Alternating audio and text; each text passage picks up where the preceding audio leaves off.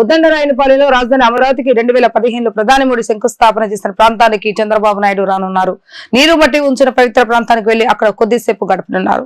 మంత్రులు, కూటమి పార్టీ నేతలు ఈ కార్యక్రమంలో పాల్గొంటారు. ఉద్దండరాయనపాలెంలో రైతులు, ప్రజలతో కలిసి సంబరాల్లో పాల్గొంటారు. దీనిపై మరింత సమాచారం ఉద్దండరాయనపాలెం నుంచి మా ప్రతినిధి లిఖిత ఫేస్ టు ఫేస్. ఉద్దండరాయపాలెంలో ఏదైతే 2015లో ప్రధాని మోడీ శంకుస్థాపన చేసిన ప్రదేశాన్ని మరి కాసేపట్లో రాష్ట్ర ముఖ్యమంత్రి చంద్రబాబు కూడా రానున్నారు. ఈ నేపథ్యంలో ముఖ్యమంత్రి చంద్రబాబు దంపతులు కూడా ఇటు వచ్చి ఇటు అమరావతిలో మొదట ఏదైతే ఉద్దండరాయపాలెంలో 2015 సంవత్సరంలో ప్రధాని మోడీ మట్టి నీరు తీసుకొచ్చిన శంకుస్థాపన ప్రాంతానికి చంద్రబాబు తీసుకున్నారు. నీరు మట్టి ఉంచిన పవిత్ర ప్రాంతానికి వెళ్ళి అక్కడ కాసేపు గడపనున్నారు. అదేవిధంగా సీఎంతో పాటు ఇటు సీఎం సతీమణి భువనేశ్వరి కూడా రానున్నారు. అదేవిధంగా ఉద్దండరాయపాలెంలో రైతులు, ప్రజలతో కలిసి వాళ్ళు సంబరాల్లో పాల్గొన్నారు. ఈ సందర్భంగా అమరావతికి పార్లమెంట్లో ఆమోదం తెలిపిన తర్వాత రాష్ట్ర వ్యాప్తంగా కూడా సంబరాలు చేయనున్నారు.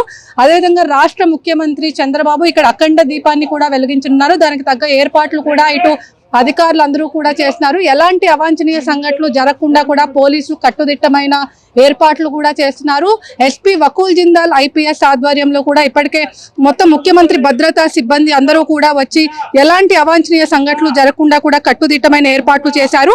ఒంటిమిట్టలో ఉన్న కోదండ రామాలయ కళ్యాణోత్సవంలో పాల్గొన్న చంద్రబాబు హైదరాబాద్ నుంచి నేరుగా ఇటు హెలికాప్టర్లో ఇటు నివాసానికి చేరుకొని 6 గంటలకు ఏదైతే ద్రౌపది ముర్ము మొత్తం కూడా పార్లమెంట్లో సైన్ అయిపోయిన తర్వాత ఎవరైతే మొత్తం 6 గంటలకు ఉద్దండరాయపాలెంలో ఉన్న రైతులందరితో కూడా సంబరాలు జరుపుతున్నారు.